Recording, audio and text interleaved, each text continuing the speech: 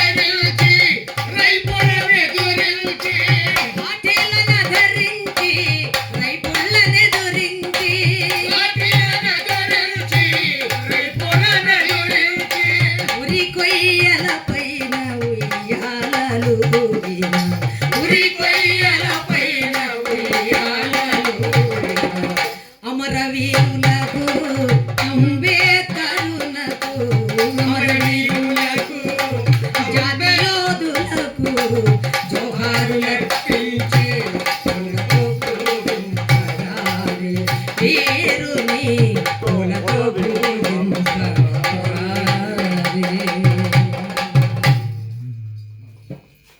అయిపోయిందా? అయిపోయింది.